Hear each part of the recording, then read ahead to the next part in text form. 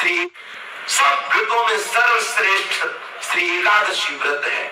समस्त विश्व में कोई ऐसा नहीं जो एकादशी व्रत की महिमा न जानता हो। एकादशी का प्रादुर्भाव और एकादशी जी की जो महिमा है उसके विषय में थोड़ी चर्चा करते हैं। सतयुग में नमस्कार दोस्तों, आज की वीडियो में हम जानेंगे कि महाराज जी ने एकादशी व्रत के बारे में क्या क्या बताया है।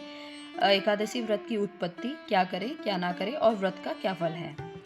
एकादशी तिथि की उत्पत्ति विष्णु पुराण में वर्णित है। जब राक्षसी तमोगुण और रजोगुण की शक्तियां संसार में बढ़ गई, तब भगवान विष्णु ने उन्हें समाप्त करने के लिए अपने शरीर से एक शक्ति प्रकट की और वही शक्ति एकादशी कहलाई। एकादशी व्रत रखने से मनुष्य के भीतर का जो रज तम दूर होता है और भगवान विष्णु की कृपा प्राप्त होती है। अब जानते हैं क्या करें एकादशी पर।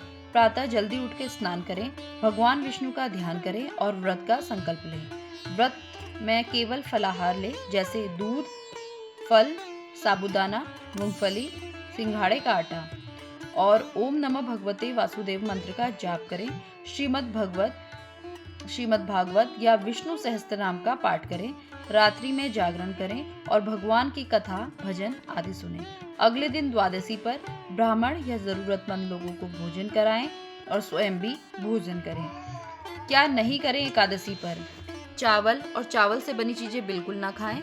मसूर दाल, मदिरा, प्याज, लहसुन इनसे परहेज करें।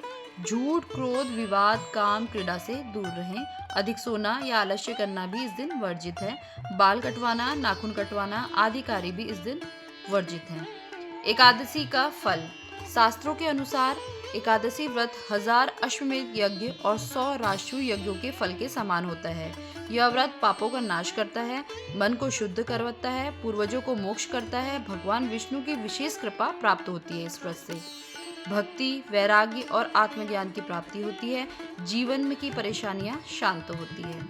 एकादशी व्रत केवल भूखे रहने का नाम नहीं, यह व्रत आत्मशुद्धि और परमात्मा से जुड़ने का माध्यम है।